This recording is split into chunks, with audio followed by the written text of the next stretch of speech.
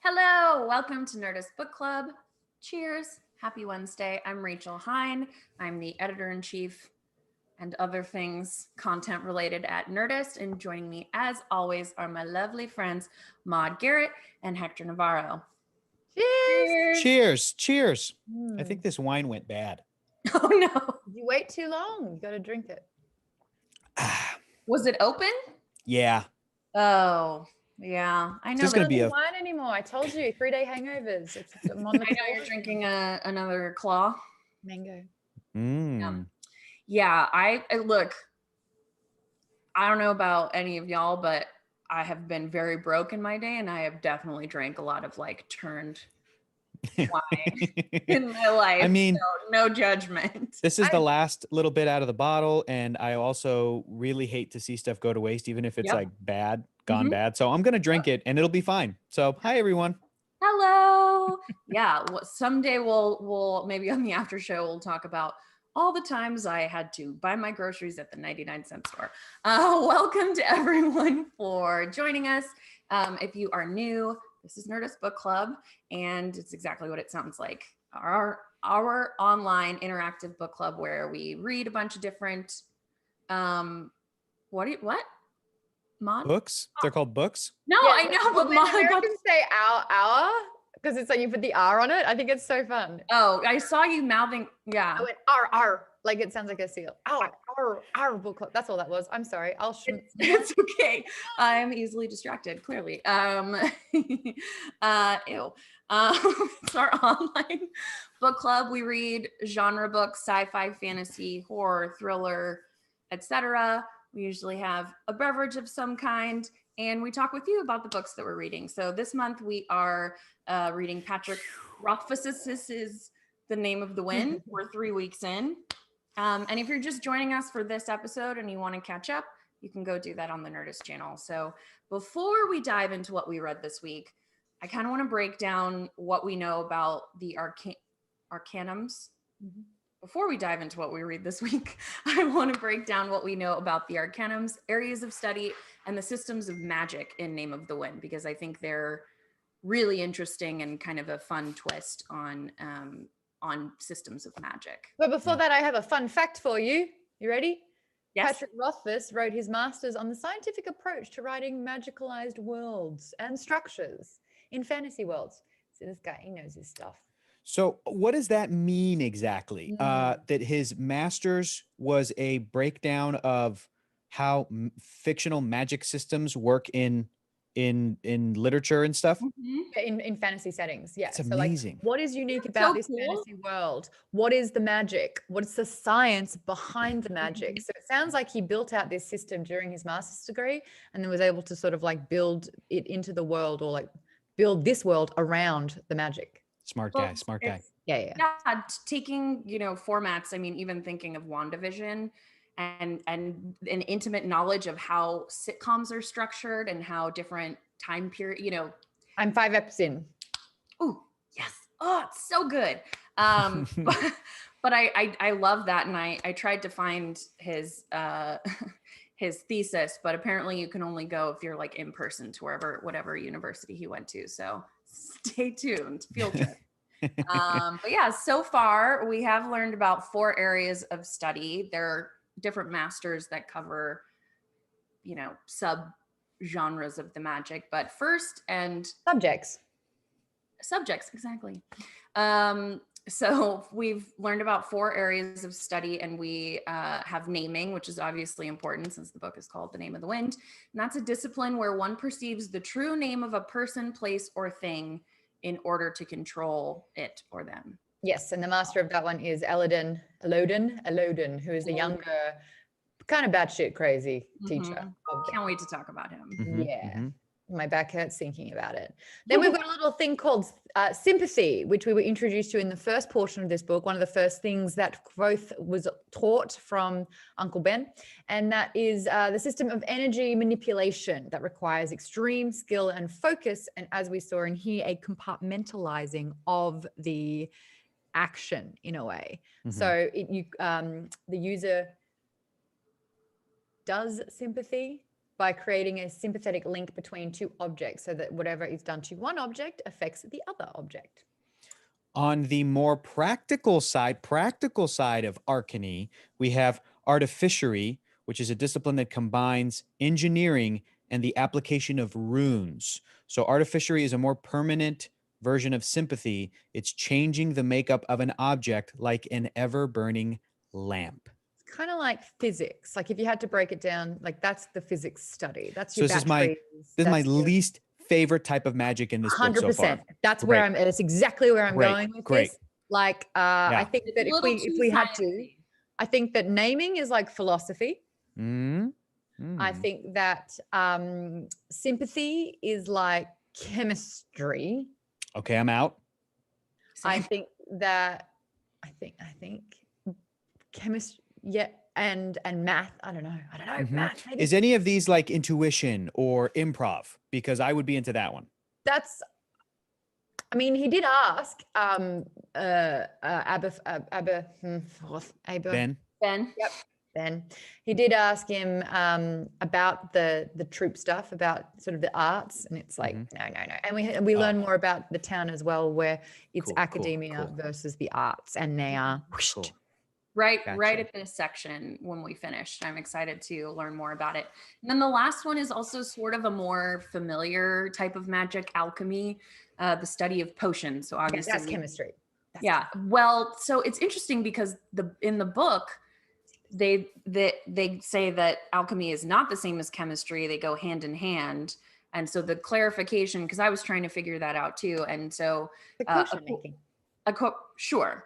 But in terms, because I thought, well, that's chemistry. And then I remember in the book, Simon says like, it's actually not chemistry. And so he basically what they're saying is chemistry is mixing two or more substances and getting a third one with a similar or shared ability. But alchemy is the mixing of two or more substances.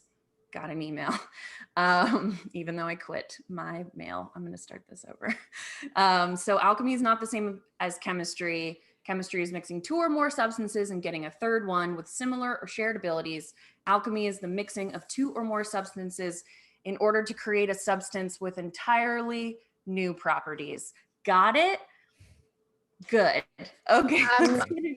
Fun fact about Maude in high school, I'm a lot like Hector in the academia, arts, and the school that I went to did not like that. It was all about how can we make you a doctor or a lawyer? And when I got to choose subjects, you bet your butt that from year 11 onwards, I did not touch science. I had nothing to do with it. I do not like science. It is not interesting to me. I do not find it fascinating. I could find it fascinating, but there's no way I would want to do a test on anything that has to do with science. I did very badly in chemistry, also astronomy, too much math and astronomy. And what's weird is I always tested well when it was something like, if you know a basic, well, once you get into like algebra 2, I'm gone. But like just process of elimination, I would test well, and so then everyone would of course be like, why are you getting a D? Like, I don't know, because I guessed it and I hate it. Yeah. Cutting a frog? No. Oh, absolutely not. I'm glad I went to my second high school was kind of hippie-ish. So we definitely did not do any of that stuff. Yes, Hector. I got no problem with science. It's that science doesn't like me, turns out. Chemistry doesn't like me. That's where I'm going at. Yeah. I think that's what happened to you, Maude. It just doesn't, for all the batteries, it doesn't light me up. That's right. John Adams in the chat said naming might be like improv because Elodin said that the name of the wind keeps changing. So, okay, you guys stay on your toes. Okay. All right. So maybe I'm into naming the most. Maybe I'm into naming. Yeah. Warden Winter says sympathy is kind of like physics. Artificiary like engineering. Yeah. Cool. That's a good. Totally agree. And then, hi, Rachel Beaver. I don't know if I haven't seen you in a while. Hi. Chat. So hello, welcome back. I wanted to also talk about those different types of magic and what you would gravitate towards if you were in this school? I guess And naming. let us know in the chat. Yeah, let us know in the chat. Mine would be naming because I can say names. So all the other stuff I'm out. That's all it is. I would learn a little bit of dark magic so I could be Debbie. I don't think because we stopped at chapter 50. 50? 50 at 50. 50. At 50. I accidentally read over into 50 and 51 until I realized I was. See, it happens, doesn't it? It was an accident, Hector. Yeah. Every time it is for me, That's but okay. you think, oh, Debbie's It was 50. an my bad. accident. Oh, sorry, I did. That's what you're trying to say. Fuck. It said, you know what? Yeah, I heard a bit of 50. Yep.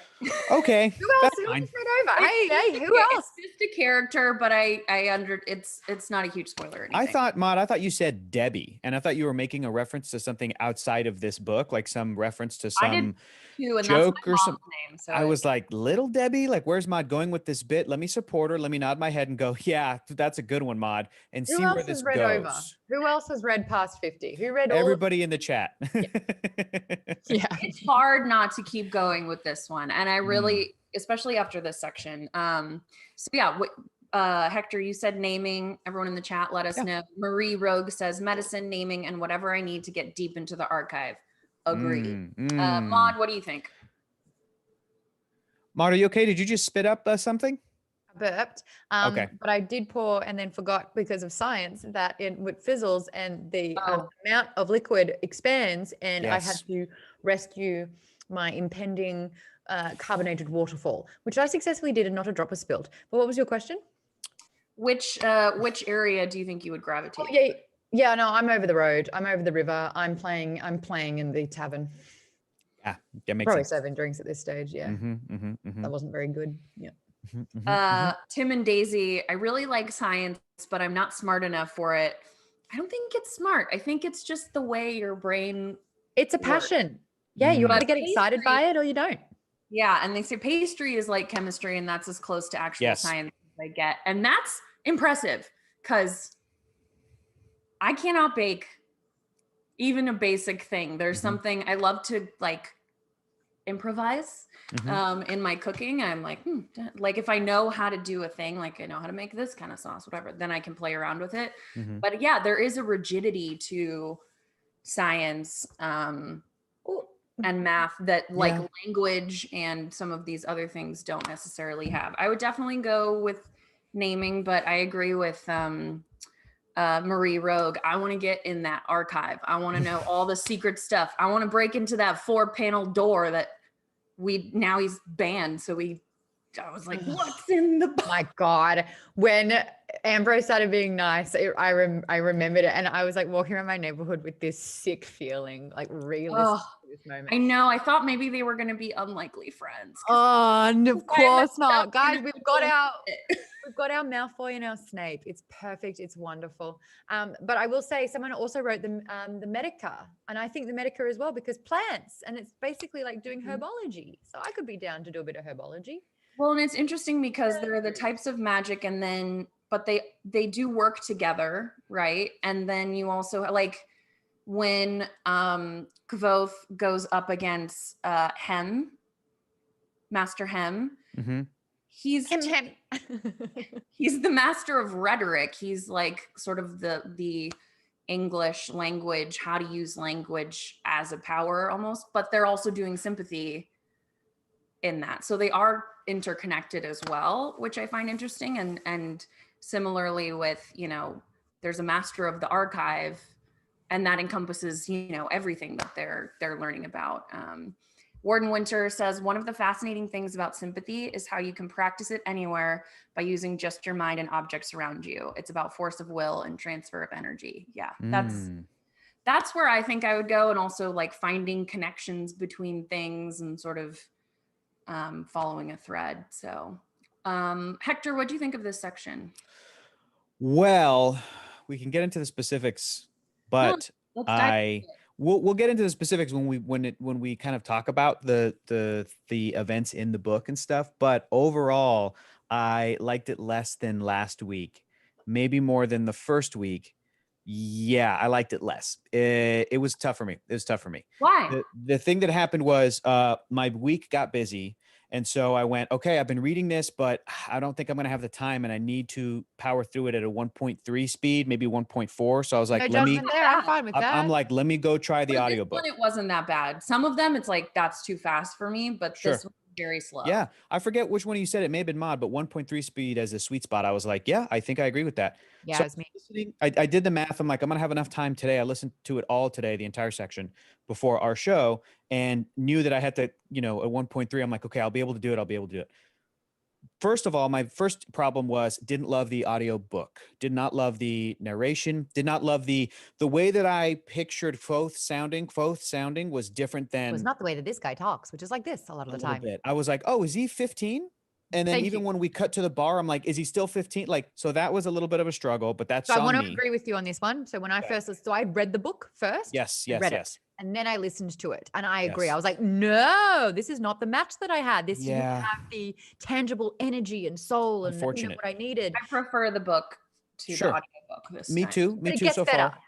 Me too. It gets Okay. better. I believe you. And so I it took believe me you. about half the book the first listen, but it Mhm. took me about 3 chapters this time around. So I'm kind of in, and I'm like, no, Game Wizard. I'll blame the material for being bad. When it was me and other circumstances, it made me unable to take the time. I'm still going to be like, look, even if I was rushed today, I could have dived into an audiobook that would have made it fantastic. And unfortunately, it didn't click with me.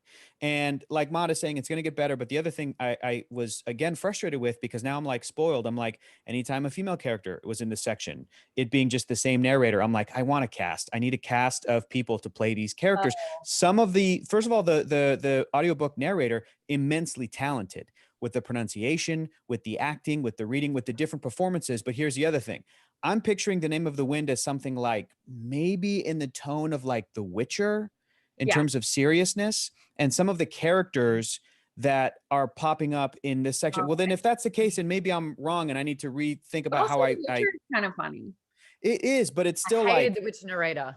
But I'm not talking about audiobook. I'm saying like the Netflix show, The Witcher, the tone of the world, mostly serious with humor, but like there is an element of like, take this seriously. It's real people. It's all trying to do that. Yeah. Grounded So, fantasy. because you have a one-person narrator bouncing to different characters, the narrator did a fantastic job, and some of these characters are great, but a lot of the voices became very animated and cartoony, where it's like different people in this school sound like this, like all these different things. And I was like, okay, kind of taking me out a little bit, where I'm like, if I had read it myself, maybe I would have cast a bit more of a grounded vocal performance or whatever in my head. Second thing, and we'll talk about it more when we get to it, but we came all the way back around to a type of Kvothe who is the best at everything that he does. And I was like, I don't like this kid. I wish in this part. I wish he had another pair of parents that could have died in this section, because I just want him to struggle more. And when he's BMOC immediately, here was my struggle. You tell me if I'm wrong, because this was my interpretation of it.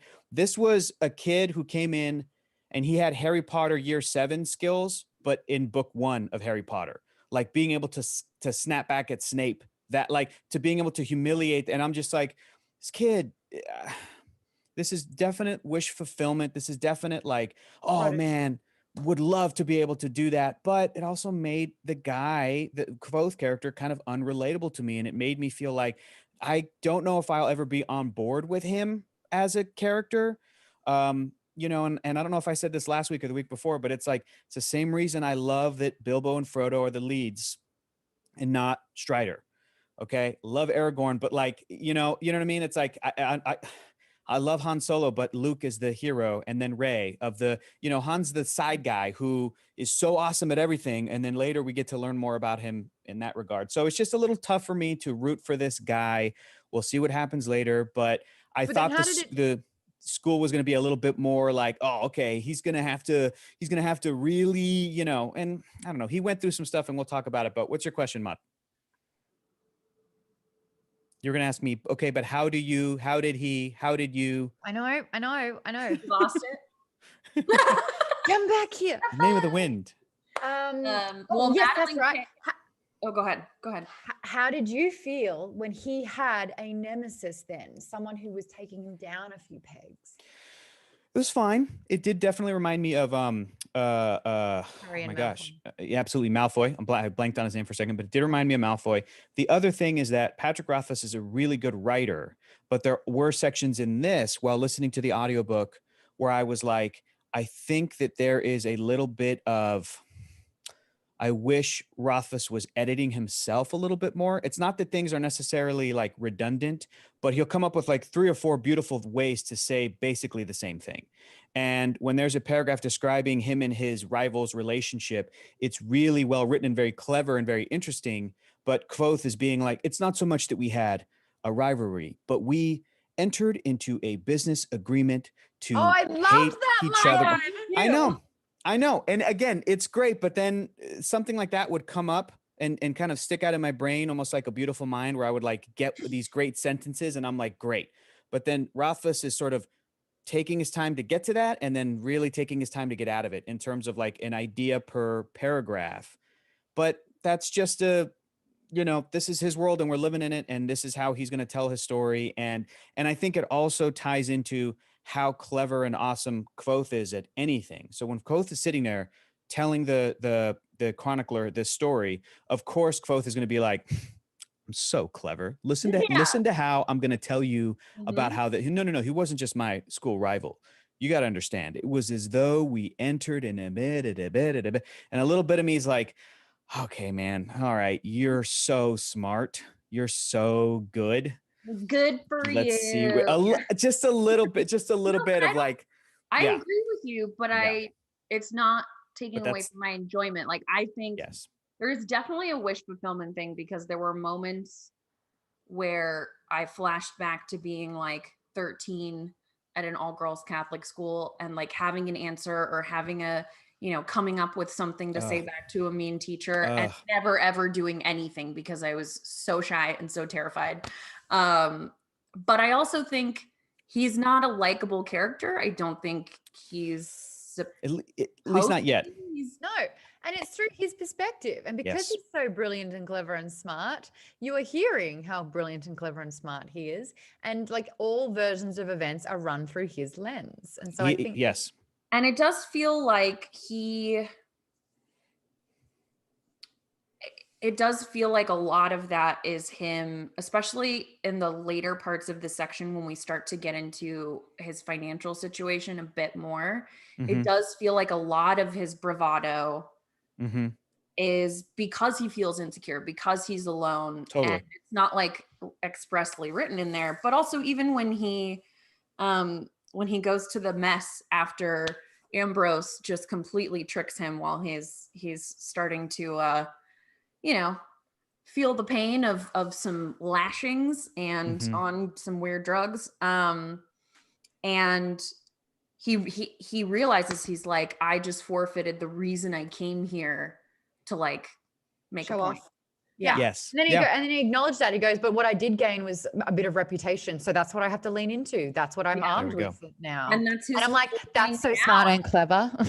Yeah, it is very smart and clever. So just so smart and clever. Brad Easton in the chat brings up a great point. Brad says, don't forget, Coate is retelling the story of a legend. And then the Tamaranian was asking me in the chat, do you think that the audiobook makes you also really feel like you're listening to a real person pontificate on all their achievements and finding it insufferable? And I think both of those are kind of related.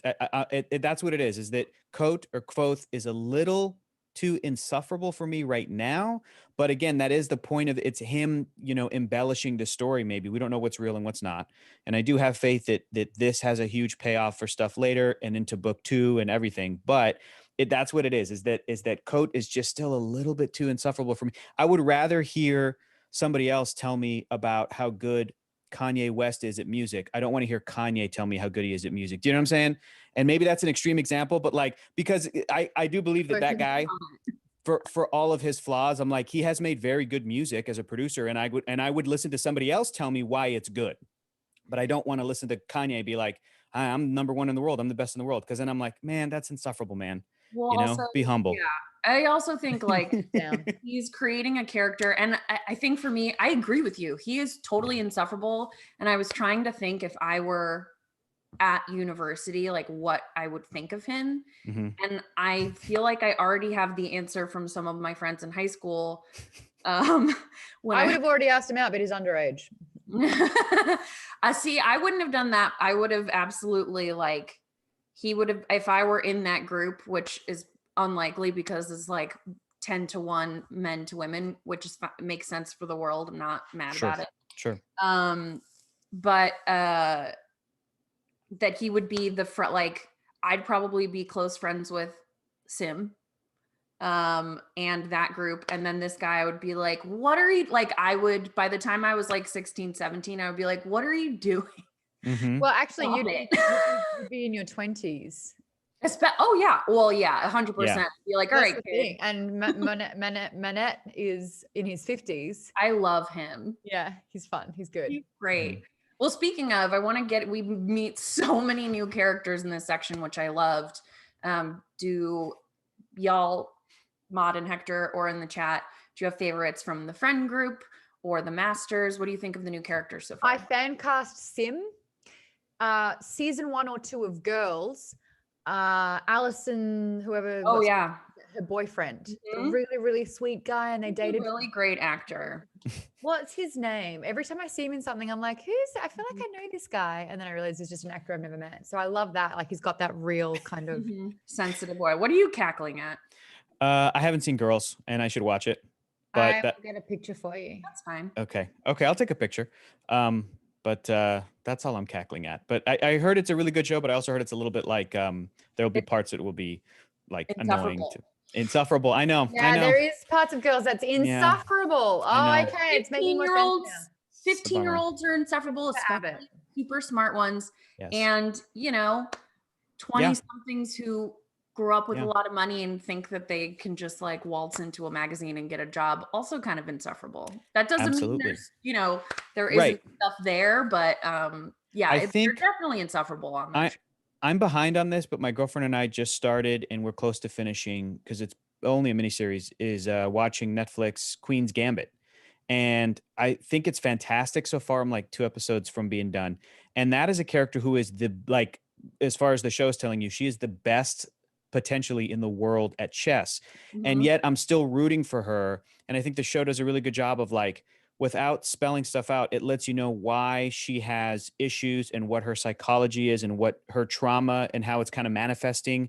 So, and then whether it's like through little flashbacks back to her childhood or to her younger, years or whatever, I think that they do a good job of anytime she makes a decision that is a sort of young person insufferable decision, instead of going like, why would you do that? You're going, yeah, it's because she's suffering from trauma. Makes sense.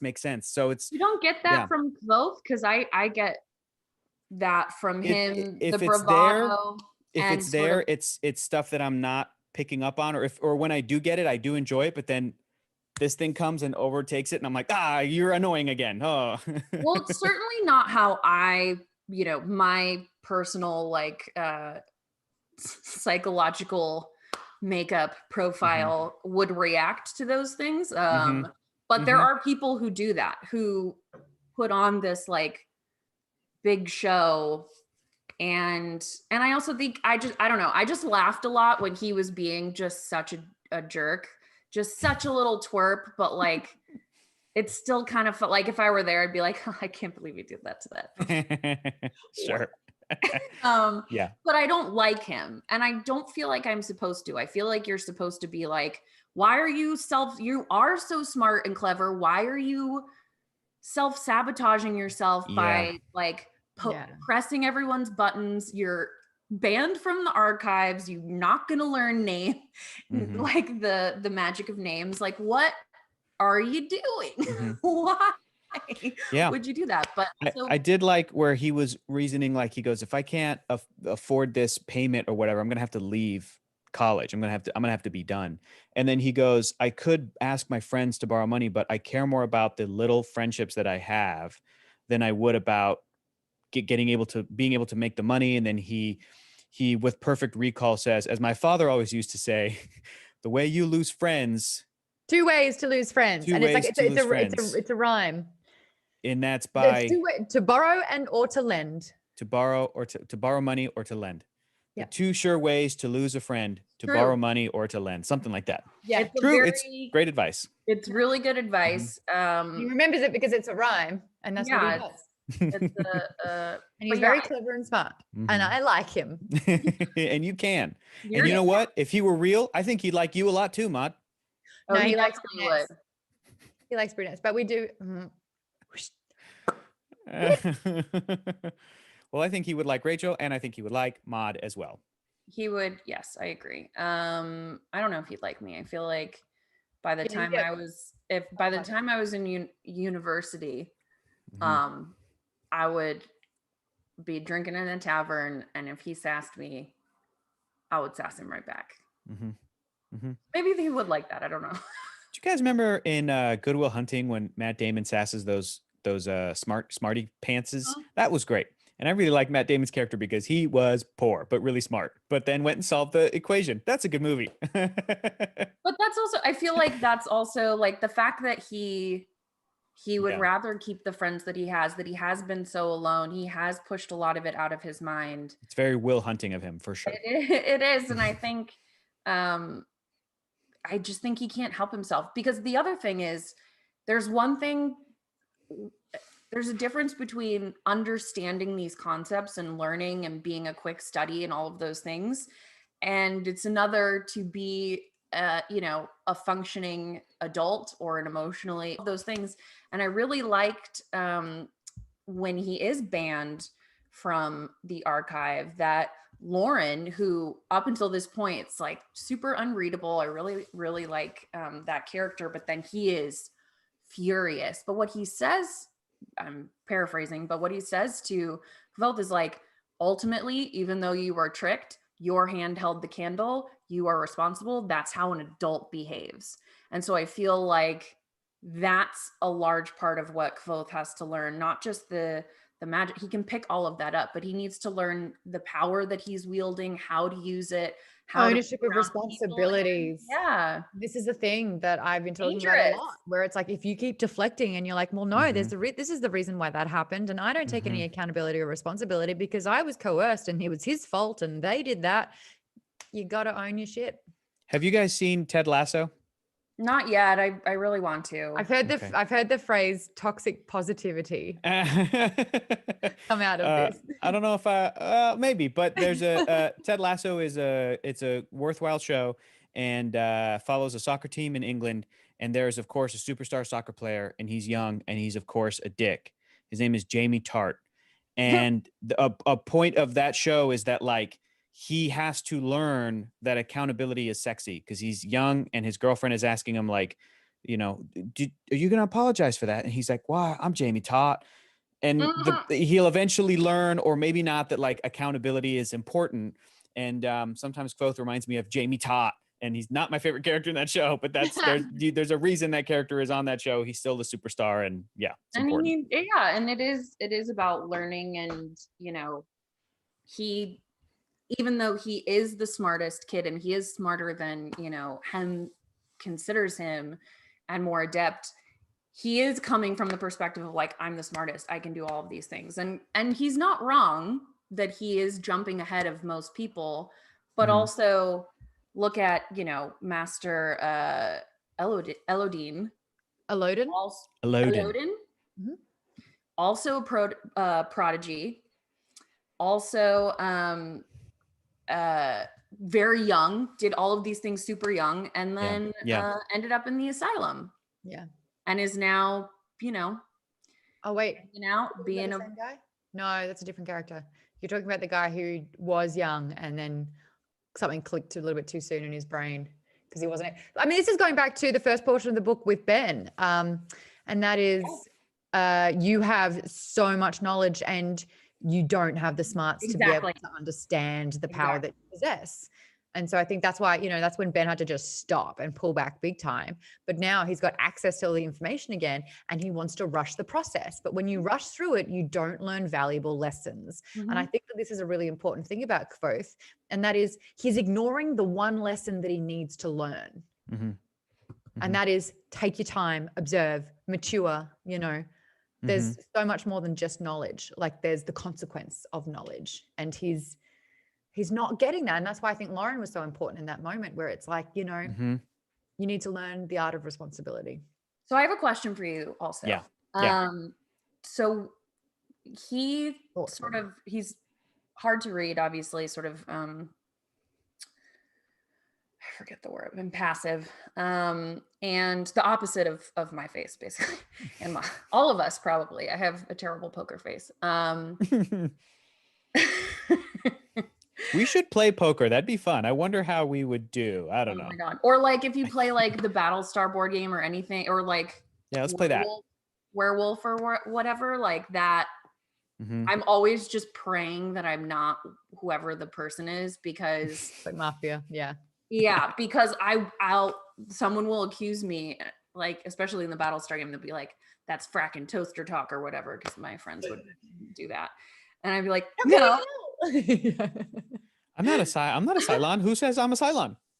I never said a you Cylon were wouldn't react like this, would they? Yeah, exactly. But he does seem to take a liking to Kvothe. And then right when Kvothe is like beelines for the archives, he can only get to the tomes the first time. And he's talking about what he wants to research. And Lauren basically tries to dissuade him from digging too deep. Do you think that part of the reason he banned him was because he's either protecting him because he thinks something, like, he clearly has a lot of information that people don't necessarily have, especially all the masters, they talk about secret things, dangerous things that they've, you know, kept hidden away behind a million copper doors and locks. Do you think that he's trying to protect him? Do you think that he's hiding some sort of, you know, ancient secret, or do you think that I'm reading too much into it? No. So what's really interesting is when I listened to it back this time around, I always think it's really astonishing how this is someone who protects knowledge and, you know, all the words and the books and everything like that. They're his babies. This is so precious. And for someone to showcase curiosity and for him to dissuade doesn't add up. Yeah.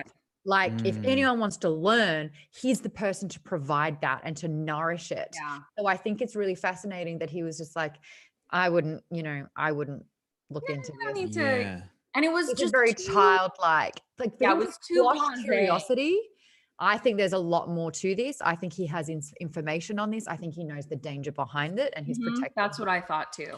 I was also getting like the Giver vibes, where this character did know this information and felt like maybe it was for the good of the land. No one else must know this information for the good of our society, or whether it's individually this Kvothe character or just anybody, like, hey, don't go look up that book because that's the Necronomicon, or that's the Pandora's box. Don't do that. So I was. But what do you do with the Pandora's box? You hide it. You make sure no one can. Exactly. When he looks this up and there's nothing about it except this childish book that was a waste of time, it means that it's not readily available because people are hiding this information. And it is, that's sort of, I am split, obviously, because he is hard to read. So therefore I don't know a ton about his motivations necessarily yet, but I think it could go either way, that he's either aware of the danger and trying to protect him, or again, you know, we've talked about the you know, religious parables and stories that we learned in the last episode, and how they all kind of tie into the real history or the legends outside of the religious texts. And we know that, you know, these end up being real beings. Are they really the bad guys? Is it you know, if you think about a religious institution, or any kind of institution that wields any sort of power, you know, there are a lot of stories that are changed to steer things a certain way for maybe not the best intention. So I can't decide if I don't trust any of the masters at this point, even the nice ones, because I'm just like, I don't trust authority. Yeah.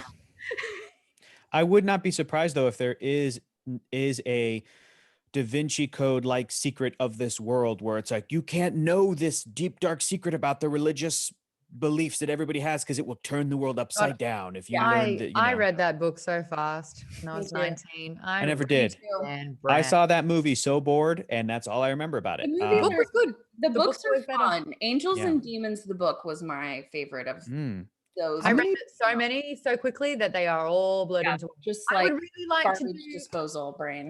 I'd really like to do the character announcements using the accents that they do in the book. Oh, please do, because I have a favorite accent, but I forgot which character they assigned it's Kilvin. It's for sure Kilvin. It's so freaking good. I can't wait to do it. Yeah, okay. Wax on hair. Anyway, you've got Simon, aka Sim, who's a few years older than Kvothe and the fourth son of a duke. Initially sent to university to become a diplomat, Sim fell in love with alchemy and poetry and joined the Arcanum. He is a little soft-spoken and sensitive and a polar opposite of Kvothe. Manette is kind of like the group's crazy uncle who parties with the kids. Although he studied at the Arcanum for over 30 years, he seems to have no real desire to graduate. A perpetual scholar who also provides backstory and context to the university. Yes? He reminded me of Uncle Iroh from Avatar, just the voice. See that. There is a picture that I have of this guy. It's like a scientist with that wiry hair, and I can't find it, but if I eventually do, I'll send it to you. Einstein? No, but like younger. Kramer? Rounder. Hair out like, I don't know. I'll find it. This is also because my stepdad kind of has a like whole Kramer hair face vibe. Like in the early aughts, like people legit thought he was Kramer sometimes. And I just, for some reason, kind of pictured that in my head. But for Simon, I also, and now his name is escaping me. Andrew Scott, Hot Priest, and apparently Tom Ripley in the Ripley Show. I'm very excited. I could see him maybe because of the accent being Sim as well, because he can play kind of sensitive. I mean, he's older, but. No, I hear you. I showed you who my Sim is. Yeah, that's good casting. Oh, I love him. Yeah, he's great. Yeah. Okay. Willem. Willem is from, he's got a very thick accent from Seald. How do you say that one? Seald. I think it's Seald. Seald. No, Seald. Can you help me with this one? It's like kind of Russian. What is it? Middle Eastern kind of. Middle Eastern. He's from Seald, a trade mecca, and speaks. No. Siaru. That's Savoy's. Savoy. Okay. Yeah. I could do Savoy. Okay. He speaks, he speaks Siaru. He's a little stoic, but also a voice of reason in the group. He is not as familiar with the Arturan customs, which is a nice way to incorporate some exposition in the story without being too obvious about it. Lastly, we have Savoy, a Modegan noble who complains he's like a lot. Full Russian, Russian, Irish. He's Irish. Is he really? Well, then you do that. You take it away. Go. Lastly, we have Savoy, a Modegan noble who complains a lot, but a lovable brat. On the other hand, of the nobility spectrum, we have Ambrose, his nemesis at university. The first son of a wealthy and influential baron, Ambrose is someone you do not want to mess with. He's a bully who seeks cruel revenge on those who cross him. Also, he's a Me Tooer. 100%. I want to talk about women in this story so far once we get through the characters. But in terms of friends, do you have a favorite? Do you like them? Do they feel? Yeah, I love Sim. Sim's me boy. Hector's just not feeling it, huh? No, not in this section again. Not Sim's fault. But I did like the which character had which character sounded like Stoic from How to Train Your Dragon? Which sounded like Gerard Butler? I know there's a character who sounded like that. Probably Willem. It was Russian though. One of the masters? Yeah. Who's Kilvin sound? Then it may have been Kilvin because a big Kilvin sounds like this the whole time. That's who I liked. Yeah. That's who I liked. Yeah. Yeah, he was I like him too. Ever burning, not. Yeah. He was good. Yeah. Mm-hmm. Let's get into the masters then. You want to keep going, Maude? We have Elodin, Master Namer, a former prodigy who was Chancellor of the Arcanum until he went mad and was committed to Haven, the mental asylum at the university. Though he later escaped, the eccentric Elodin wanders the grounds on his own and refuses to teach Kvothe naming. Lauren, Master Archivist, a somewhat stoic man who is extremely hard to read. He takes a liking to Kvothe during admissions and then tries to dissuade Kvothe from studying the Chandrian. But when Ambrose tricks Kvothe into breaking all sorts of rules, Lauren bans him from the archives. Master rhetorician.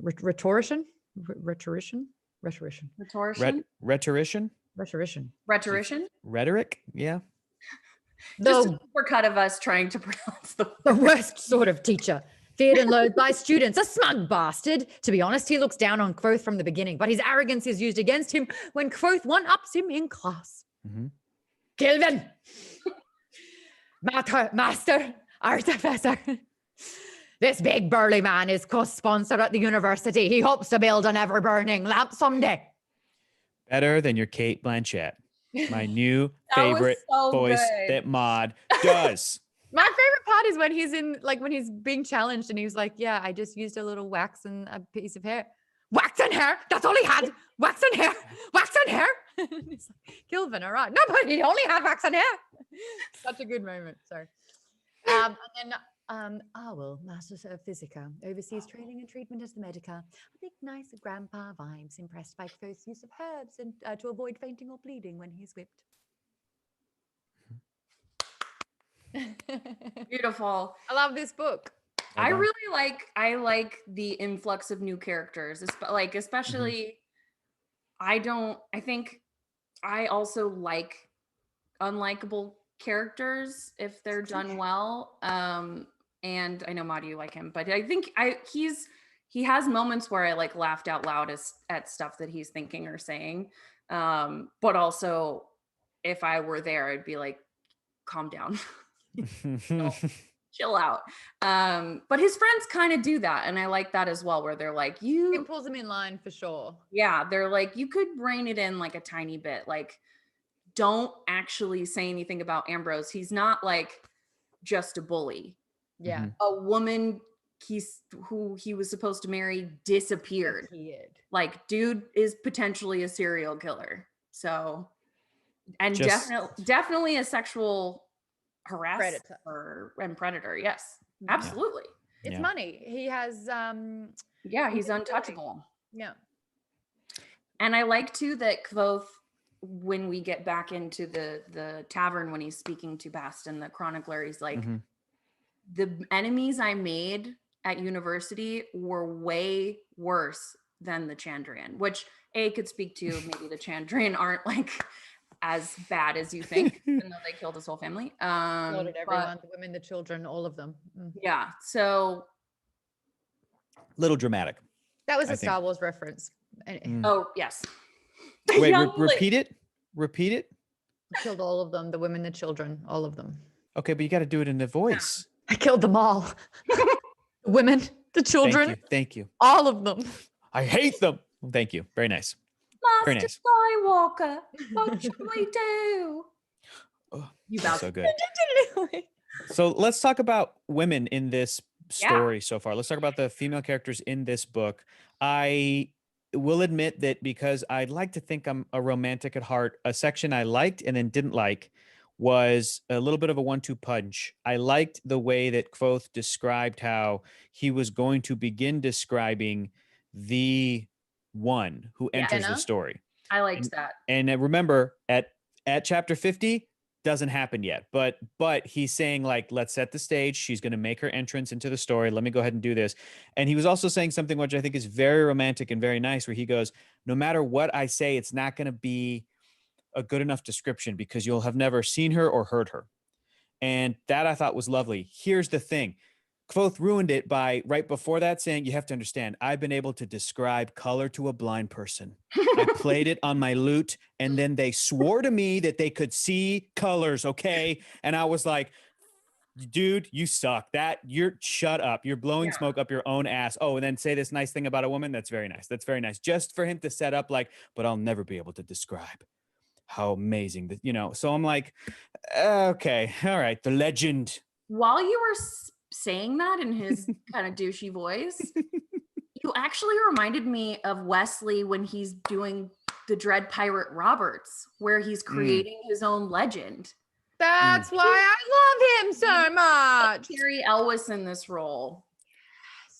here's the thing. Maybe that'll I would like to, first of all, I don't remember what it was like the first time I watched The Princess Bride, but by the time you get to the end of it and everything that happens to Wesley, when you rewatch it, you of course 100% root for him. You root for Inigo Montoya. You root for everybody except for the Sicilian. No to the pain. Right, but this story to me hasn't given me enough of the farm boy Wesley for me to root for the Dread Pirate Roberts yet. I mean, you get so one I know.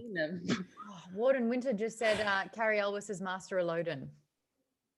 Ooh. I know that he's supposed to be like late 30s, but I want like that. Yeah, I definitely want to do fan casts maybe closer to the end once I know at least the arcs of the characters. Yeah. Willem is the guy who's in, why can't I ever remember his name, but he's in Ant-Man. He's the Russian kind of guy from the trio who hangs out with your alter ego. David DeSmallchin. Yes, DeSmallchin. How do I keep forgetting his name? It's not a big chin, it's DeSmallchin. Yeah, he's DeSmallchin. That's right.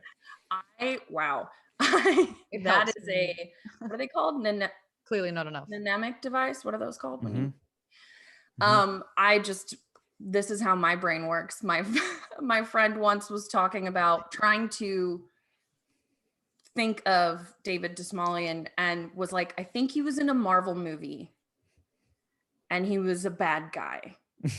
No. And I was like, okay. And I tried to name a few people and we got back and forth. And then I was like, did he kind of have like a greasy vibe? And she was like, yes. And I was like, Ant-Man, David DeSmallchin. And she was like, how did you do that?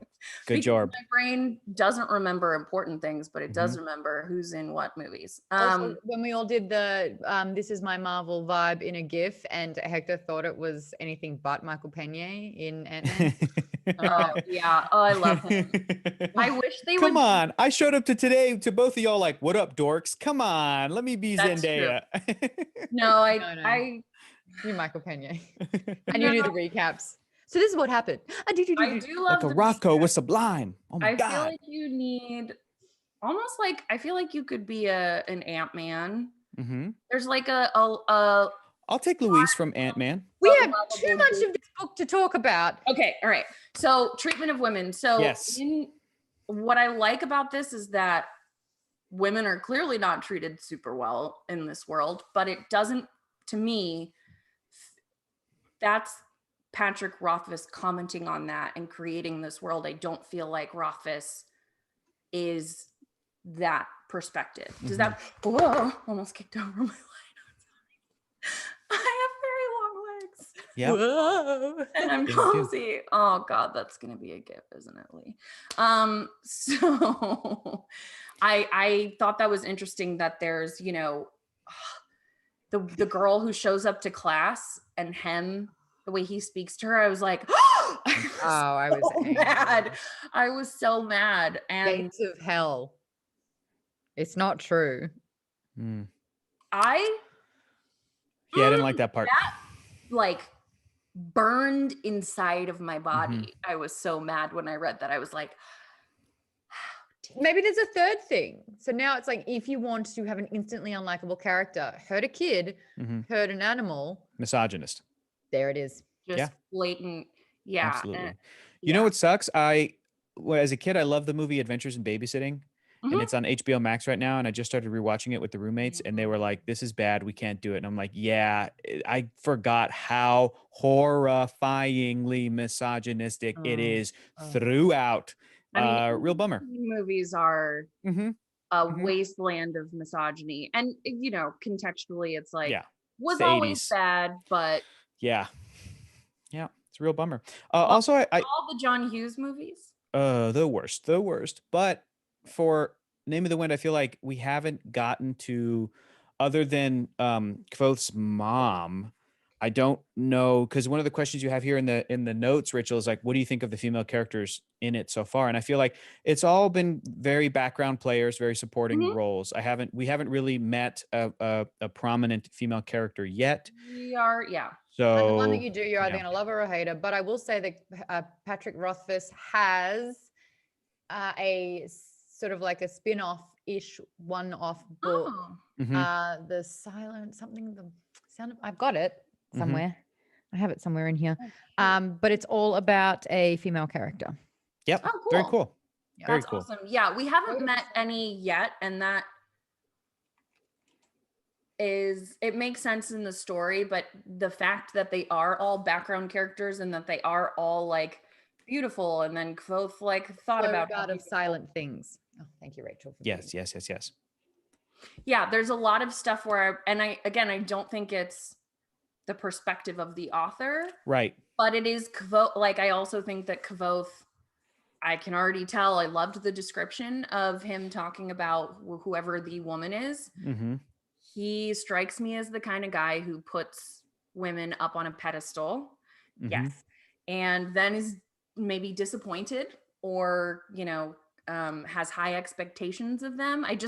I might be wrong, but that is the vibe that I get from him of like, she was so beautiful and she was, okay, teenagers, like, sure. I was the same way when I left an all girls school. I was like, the boys have beards. They're in 11th grade and they have beards. But it does feel like much like he idealized the archives and going to university and didn't really think about like why he was doing it besides revenge. I feel like that's going to happen to him with female characters. That's why I get along well with him. I romanticize and I always want to think this is how this could go. Yeah, but then it's reality. Me too, dude. I will give chances to people who literally did not ask for them and don't care if I give them one. Or I did. I'm trying not to. But we're going to keep talking about this. We'll talk more about systems of magic. If you have anything that you want to discuss from this section, we can talk about it in the after show or tweet at us using hashtag Nerdist Book Club.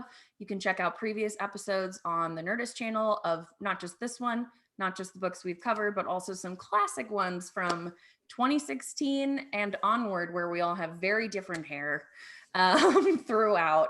And they're super fun. We just put Gone Girl up. So oh my God, the gift from that as well. Did you see it? Hector, don't you know? I haven't seen it. And I mouthed it. It was amazing. Oh, that's fun. That's great. Yeah, you guys are always. Girl, she gone. Girl. Oh, I remember when you did that. Is there a gift of it? Oh, yeah. I need it. Lee, you have to send it to me. Okay, so your homework for next week is to read chapters 50 to 66. Stop at chapter 67. 72 if you're everyone else in this chat. Look, I thought about it. Yeah. But I've already read it, so I'm not doing it. So straight after this, we're heading over to the after show on Geekbomb's Discord to do an after Q&A. Maude, tell us more about it. Yeah, I want to maximize question time as well, because we spent this hour talking about what we think about it, and I'd love to hear what you feel or think about particular things as well. So come in with your questions prepared, because we do a fun little Q&A on Discord, Geekbomb's official sort of like after show part, where you have to be a Patreon backer to be able to access it though. So sign up to any tier, you'll get access to it. We have a playing, watching and reading section, and reading is where we do all the talking about the books. And we also have a voice chat section. So not on camera, just talking. If you want to chat, fantastic. If not, you get to write. There's a microphone there. Head over to patreon.com/geekbomb if you want to get involved with that. It's been so much fun. We're seeing so many new faces in there as well. And like it's an equal mix depending on the book or the night of like just brilliant analysis or personal anecdotes and the silliest stuff, which is what we love here at Nerdist Book Club. So thank you all for joining us. We'll see those of you who are joining the after show after this. Otherwise, we'll see you next week. Bye. Bye. Thanks for watching.